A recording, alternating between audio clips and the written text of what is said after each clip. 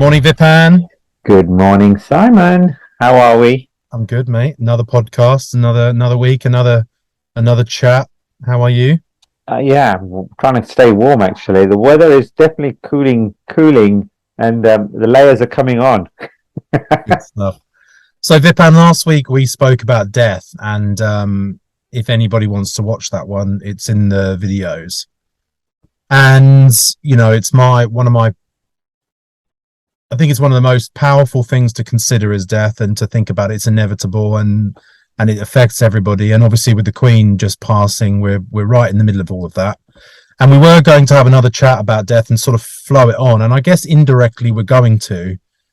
Where I found we got in the last podcast was we really found ourselves immersed in the subject of gratitude, because we were speaking about the impermanent nature of life and how precious and fragile life is, and truly also how much of a mystery it is as well. We sort of create these frameworks of certainty within our minds that we're definitely going to live a long time, but actually each day is a gift, because many people don't get to see tomorrow. That is, if there is a tomorrow at all, anyway. And so, yeah, I thought it'd be a really good thing for us to speak about today would be gratitude. And you've been, as someone who's very passionate about resilience and as Mm. someone who's been through so much, I've noticed you really come back to gratitude as more than a theme, as more like an embodied practice for you. And it seems to me that gratitude has been something that you've really practiced, you're very conscious of, and really deliberate about. So maybe you can just start us off and tell us a little bit about that. Yeah, for sure, Simon. Yeah, for me, gratitude is really important, and it is a habit, which I try and practice every day. And I guess it does hit home to me. It did hit home when obviously the various serious illnesses, and those of us who have had a life shock and come through it the other side, it does affect you. And what it did make me feel, Simon, that life, and we talked about death, and obviously that and what the impermanence of it, but the fragility of it, but also how lucky we are to have each day. And I think that's what I realized. Crikey, I'm still here, and I should be grateful. And each day is I think it's not quite a cliche, but they say each day is a gift. But it is, it is, because we don't know what if there is going to be a tomorrow, as you just said in your intro. So I think every day I try and do something that shows that I am grateful for being here. But there's various forms of gratitude. You know, gratitude means so many things. It can mean so many things. For me, I try and be grateful and thankful to. Um,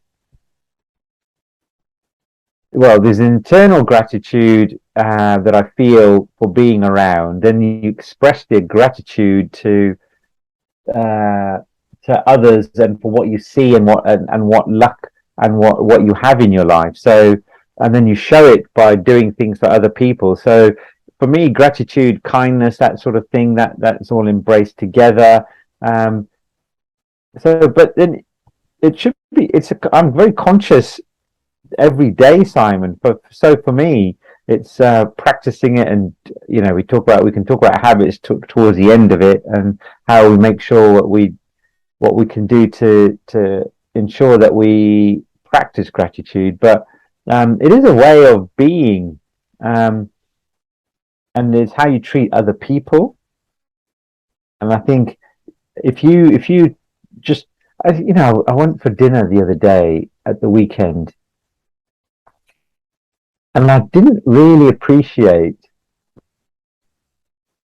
I was with somebody, but the way they treated that other person who was serving us, and there was just no, there was a complete lack of gratitude to how that person treated the the the basically the waiter, or the Mm. the head of house who was looking after us.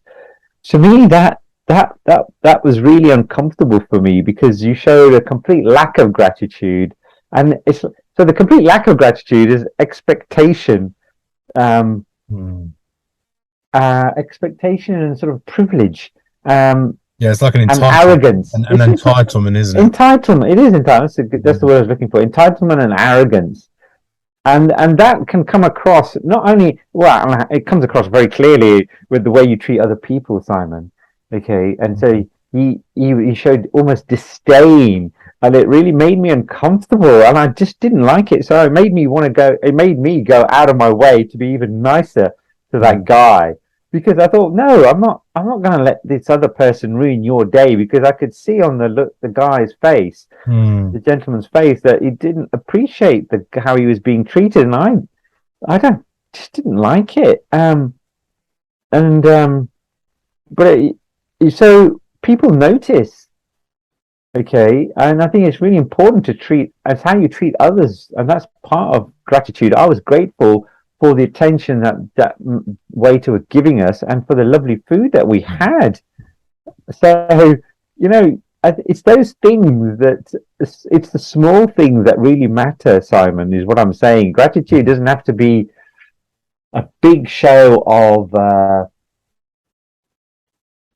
giving something.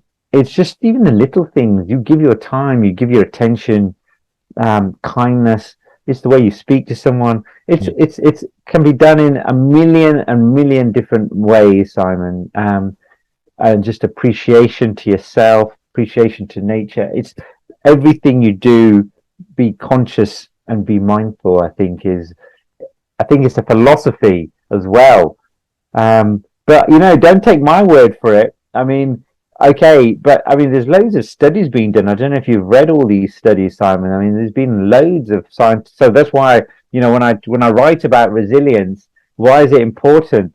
Because because everybody, there are scientific studies that have been done and evidence. Hundreds and thousands of people have proved that if you show gratitude, it has a major impact, a positive impact on your well-being. They've even shown better relationships. Obviously, if you think about it, if you're, with Jessica, if you if you if you show that you're grateful to for what she does and everything between you two, obviously that improves and strengthens your relationships, doesn't it? Mm. And it's the lack of gratitude that causes sort of friction in people's day-to-day relationships, whether it be a closed one or like I just gave an example with just the person you meet in a restaurant or even in the street. It's that lack of gratitude or that can cause friction and resentment, Simon. So it's really important. And we can talk about that. I don't know if I've given you a flavor. I've sort of waffled on a bit, but No, it's good. giving you an overview of my philosophy, and we can go into evidence later on. But give me your take. I'd like to know what your views on why you think. Why are we talking about this? For example, why? Tell the readers. Let's give an indication to the readers why we feel so strongly from your perspective. Well, I mean, I agree with absolutely everything you just said. I think of all of these things like gratitude, love.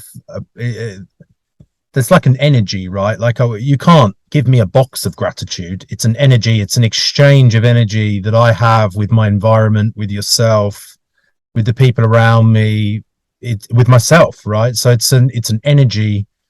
There's a teacher that I like that says we get very wrapped up on love, right? So love has become this pretty toxic energy in relationships, right? Because love now, it's a bit like the word God. It's been tainted, and love has sort of become this codependent, I love you, so you should do this. And it's like that. But actually, the teacher I like said that the vibration and feeling of love, the closest thing that you'll have to unconditional love is appreciation.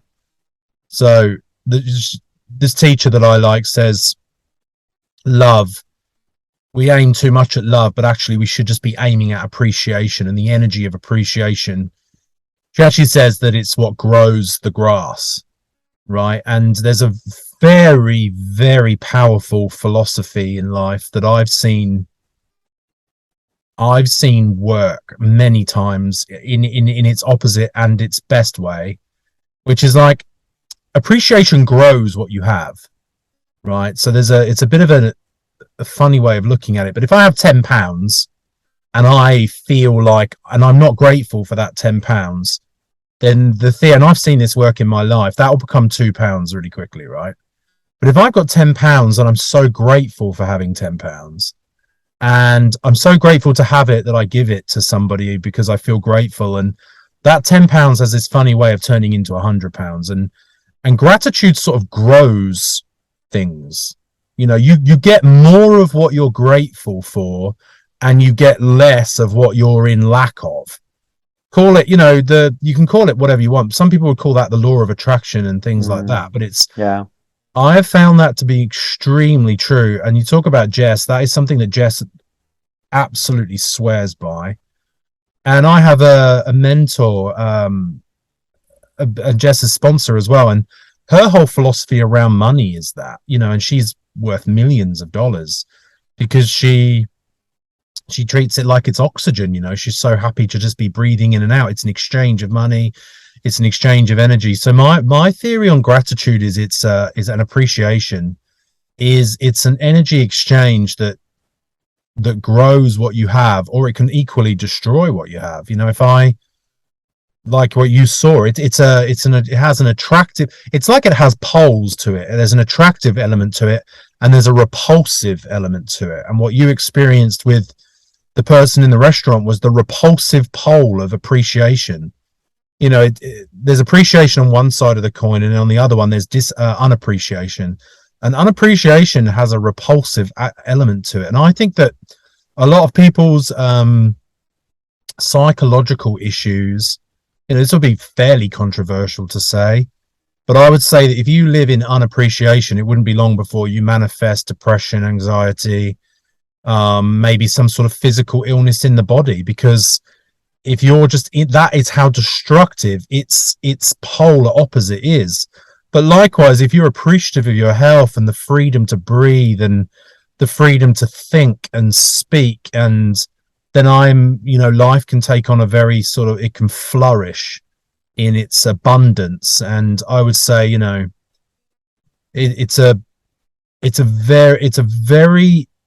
it's like covert appreciation, because it doesn't feel like it's, sometimes it's hard to be appreciative. Sometimes it's hard to be grateful. I was a big one for this. People would say, be grateful. And I'd be like, well, I don't feel that grateful right now, Yeah. and that's where we go onto a practice.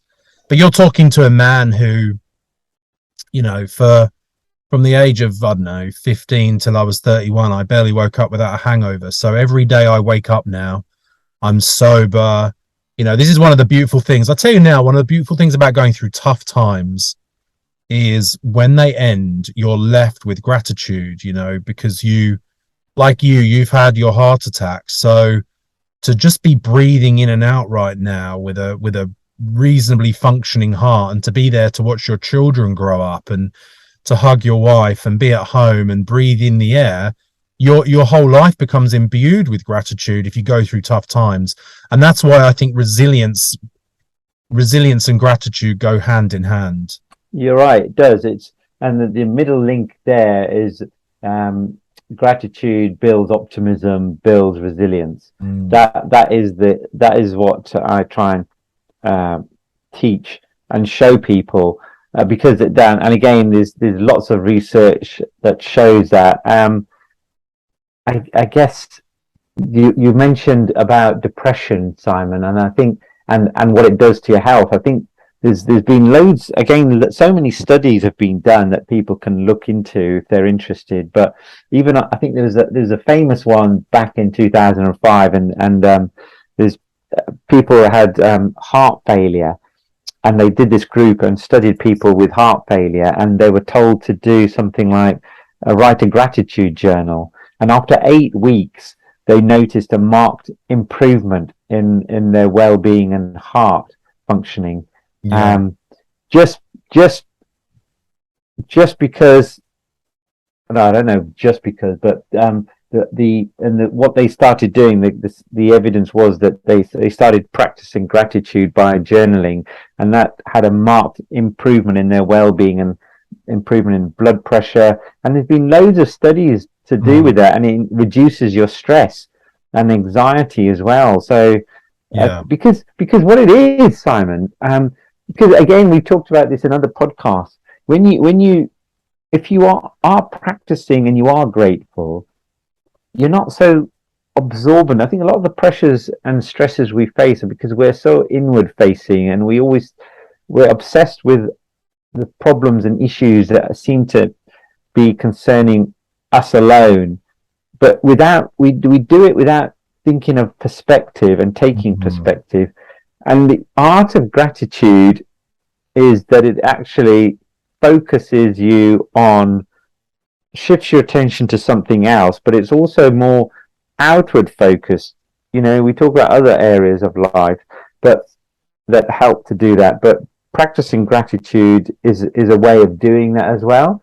Well, it's I mean, I think we really, I mean, don't get me wrong, everybody has a struggle. It's got to be said, everybody has a struggle. It's life is tough, and we, especially, post-COVID, life is tough. But there's that great thought experiment, which was, if you took everybody's problems and you put them into a pile, right? Everybody, and you could take a problem out at random, you would keep your own problem. You wouldn't want to risk taking out someone else's problem, because actually we're all, especially in the West, we're extremely lucky that our biggest problem is rising gas prices. I mean, seriously, like, I've been, I don't want to I have to be appreciative of my fellow human beings, but people who have their health, they have fresh air to breathe, they're not in a war zone. And I know rising energy prices is a very big thing, but I've noticed 3 or 4 people that's almost consumed them to the point where they're not breathing oxygen properly, their breath is shallow. And I'm like, this is going to pass. And I know it's stressful and we have to be compassionate, but our problems in the West are nothing compared. I mean, take Ukraine. We spoke in a previous podcast about the tribe in Nepal that have to abseil down the side of a volcano to get sulfur. They die trying to do so to provide for their families. I'm in High Wycombe right now, and there's a lot of homelessness in High Wycombe, and I try and do what I can, but it's very easy to feel grateful if you look at some of the issues that other people have, and that actually increases your compassion, empathy as well.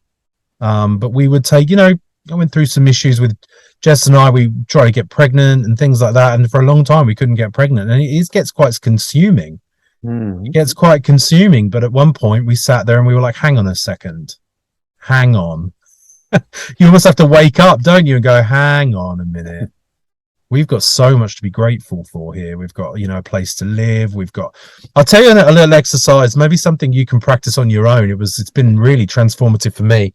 It's like verbal journaling, right? Yeah. And so there's this thing called a gratitude or an appreciation rampage.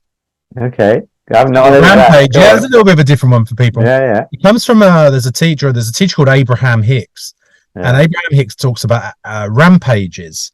And so Jess and I will do them every now and again. So you've got to basically, for about a minute or two, you do it on your own in the car. Because it's verbal and you're using the vibration of your voice, it's very powerful for the body, because your body feels those vibrations. So you'll start something like, I am so grateful for the air that I breathe. I love breathing fresh oxygen. I know that my lungs love to breathe in. And you just go on a rampage, right? You go, my body is fit and healthy. I love having a fit and healthy body. I love that I get to have the breakfast that I want to have. I love that I have money in my bank, that I get to buy food. I love that my survival needs are met. I love that I have a roof over my head. I love my cat. I love my wife. I love my sons. I'm so grateful for my wife. I'm so grateful for our friendship. I'm so grateful for my beautiful, healthy boys. I love the sun as it shines down me on in the mornings. I love the autumn mornings. I love the crisp air. I love watching the leaves fall off the trees. And as you keep going and going, I love the seasons in England. I love watching the seasons. So what do you notice then after doing that then, Oh, Simon? you just get Let filled readers with. know. Well, you even as I mean, number one, the more you do it, the more there's Yeah. momentum to it, right? But it is an absolute download of positive emotion. It's truly transformational to do that, right? Now you can think that, but actually, to begin with, a lot of people find that quite hard. Yeah. It's a very, very powerful practice, especially if you feel like sometimes if I'm in a low place, right, I'll be driving, I'll be in a lower place, Mhm. something will be on my mind, and then I'll just go, right, hang on a second. I love driving my car along the road. I love feeling the steering wheel. I love that I have money to put fuel in my car. I love the way the car feels as I drive it. I love how empty the roads are at 6 o'clock in the morning. I love that I have a home to go back to, and Yeah. you do this, and then it's just a very quick shift. And it's a very powerful exercise. So there's I like that. I like that a rampage. lot. I think Yeah, that's. dude. I think you need to go. I don't I know. I'm think you going to need try to and do a bit of a practice that. rampage or Yeah. something. Yeah. I think today I'm going to try and do that. I'm not trying. I'm going to do it. I'm going to do it. Just for a walk and Definitely. just look around. I love how I, full the trees are. I love I how much shelter. I love nature. I love because so the big difference that you've just shown me is that you verbalized it. So I mean, for example, I go for a walk every day, as I told you, with my dogs, and I love it. And we go through this, and you've been there, these woods, Yeah, and I'm forever looking up, and I'm forever thinking, and I do quite often. I just think, oh my God, how lucky! But I'm yeah, thinking that. However, yeah. Out loud. I would like to know now, and now you've just shown me. I think it'll be I'm going to do it today when I'm walking. I'm going to express my gratitude out aloud Well, rather there's than you internally. talk about studies. There are many studies that show what the brain does as we say certain Mm, words. So words have a vibrational element to them. They affect the mind. That's the power of language. So if I say the word, um, well, even the word abundance, right, or joy, like these words have a certain feeling to them. Now, if I say the word sickness, illness, these words have a feeling to them. Now, those vibrations hit the cells of the body. There's actually another guy. Look up Bruce Lipton. Have you ever heard of Bruce Lipton? very, very vaguely, but not Bruce don't really Lipton. know. Mm, Bruce Lipton has shown that the genes in our body can get switched on by thoughts and words, right? So we can switch the genes on in our minds, in our bodies. So you yeah, can heal yourself by saying words. When you do that rampage, you're using your vocal cords, which create the vibration, and it's a full body healing. Now it sounds a bit esoteric, it sounds a bit out there, but it's being more and more backed by science now. It's also just really good practice because you'll realize you get better at it. You get better at it. And what you'll find, Vipan, too, is you do it and then you go home and Rajni will feel it. yeah, She'll just yeah. feel it because it's in It's your body. It's not just in your mind, it's in your body. Well, I think it It changes the mindset, but then yes, then it has that. It has changes that. your physiology. Yes, exactly. I was going to say. So your whole way of being externally is different because you've been talking about it, and once you talk about it and vocalize it, I think there is a definitely. I've read there's once you start your language you use changes the demeanor of yourself and your body Absolutely. and your mindset. So your brain thinks if you're happy. So, for example, this is why positivity is so important because because then if you're positive, you become more happier, and Yeah. happiness can be the next podcast we talk about. Yeah. But changes the way we feel and the positivity we exude and that emanates from ourselves, and that comes from the brain, and it produces chemicals like serotonin, Oh, which are then really important for reducing stresses and anxiety and helping us to calm down. Therefore, that reduces our blood pressure. So it has a cascading effect of well-being and goodness. So it's really definitely. important, Simon. So we've talked about it. And God, it also seems to like a be, yeah. no-brainer. Well, yeah, I mean, and let me know how your rampage goes. And I'm definitely going to do another one today. The other thing too is to verbalize our gratitude for other people and to Yeah, let them be subject to that energy. Because if you go, I love, if you go to Rajni today and you go, Rajni, I love the way you do this. I love the way you do this. I'm so grateful for when you do this. I'm so grateful for this. I'm so grateful for that. it's like Well, water for the soul. It's a fantastic thing to do. well, no, but yes, and you know what, Simon? It's not only when you feel good by doing it, but have you seen the effect? So and so example. So there's the same example on Sunday when we went. The chef came along after our meal, and he said, "Was everything okay?" And my grumpy dining partner said it was fine. However, I said I thought it was delicious, and I went to town on explaining why I thought this particular one dish that I really loved, and they could see automatically. I said, how did you produce X dish? And he was just taken aback Yeah, because then I wanted to, and I was genuinely interested. It wasn't. We're not talking about insincere flattery, by the way. You've got to no, feel the warmth, and it's got to be genuine. But you could see the impact that it had on him because he came out and I genuinely loved the food. It was the yeah, tastiness of the vegetarian food was unbelievable, and I hadn't tasted anything like it. But once I explained what impact it had on me, and you could see, wow, he said, but and he went to tell me, he said, it's not a secret. I'm happy to show you exactly what I did. And he proceeded to tell me all the ingredients, but he was so joyful yeah. because of the impact that he'd had on me as a customer.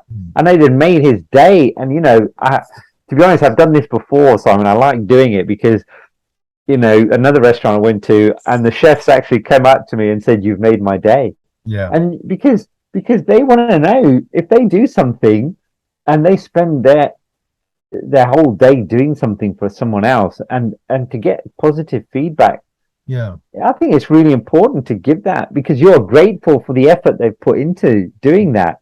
And you're right, Simon, by verbalizing your gratitude. So the story comes back full circle to what you just said. Verbalizing your gratitude is a great way. And it's the same thing if we're saying to people, if we're going to, one practical thing to do, another one is how many times you actually write a letter um, to somebody who's made a big difference to you, but you might think they've made a big difference to you. How many times do you actually go to that person and actually say thank you to them?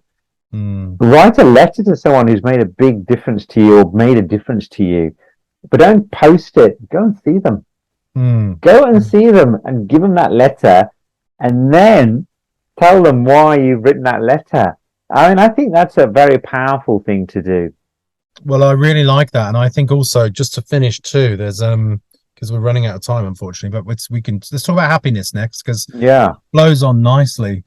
You know,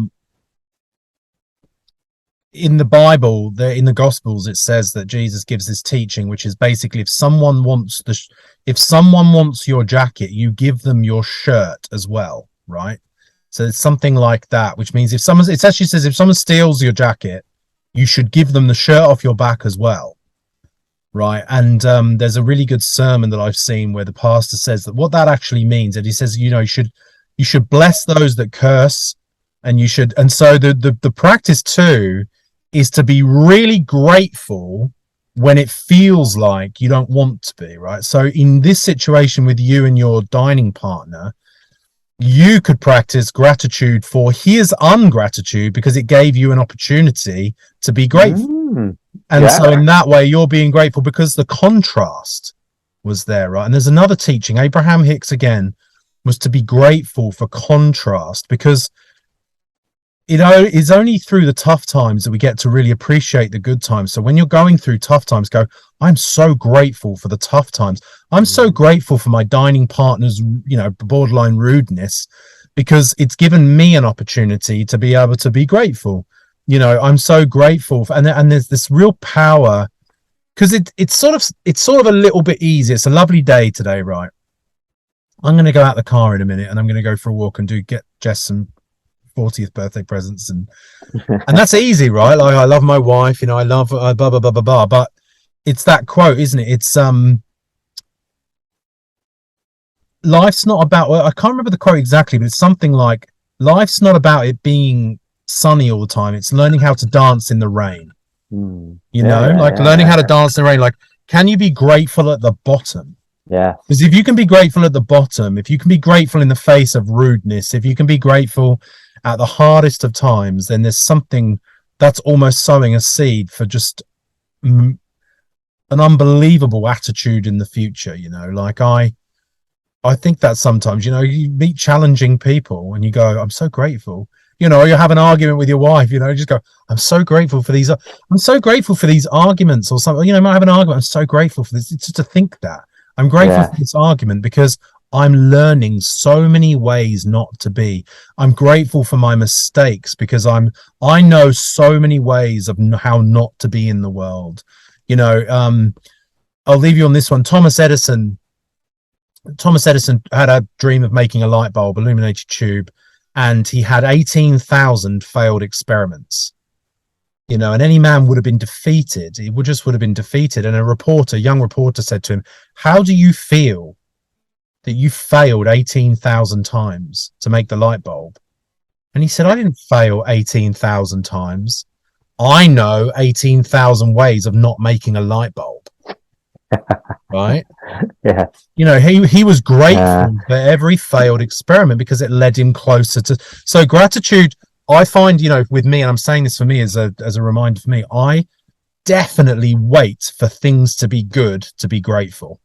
And I think the big thing I would love to, for me as an It's a challenge for all of us, not just you, Simon. I think we're all guilty. To be grateful when things are tough, to be grateful when I'm making mistakes, to be grateful when the weather's bad, grateful when, you know, the gas prices go up, grateful when, you know, I don't know, you get a flat tire. Like, where's the get a flat tire? There's nothing worse than a flat tire on the motorway. How could you be grateful? I'm grateful, you know, I'm grateful that I get to spend some time on the side of the road and listen to the radio or something like that. I don't know. Yeah, grateful for practicing patience. Yes. Yeah. I'm grateful for the opportunity to become more grateful. I'm grateful to learn how to change a tire. Yeah, we could go on like this, but it's not easy. There's a moral. No, and it's a practice every day and every moment. Yeah, and to develop. Yeah, so we'll leave the readers with that. Let us know how your rampage goes in the next podcast. I'd love to know. All right, I'll mention that next week. Okay, great to talk to you. We'll press stop and I'll keep chatting to you. Hang on.